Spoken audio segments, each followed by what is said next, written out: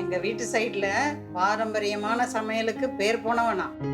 என் பொண்ணுக்கு இப்பதான் கல்யாணம் பண்ணி கொடுத்தேன். அவளுக்கு என்னோட சமையல் எவ்வளவோ சொல்லி கொடுக்க நான் ட்ரை பண்ணாலும் அவ இந்த மாடர்ன் ரெசிபின்ற பேர்ல யூடியூப், இன்ஸ்டாகிராம் இதெல்லாம் பார்த்து செய்ய ஆரம்பிச்சிட்டா. சரி, இந்த காலத்து பசங்க ஏதோ செஞ்சுட்டு போங்கன்னு விட்டாச்சு.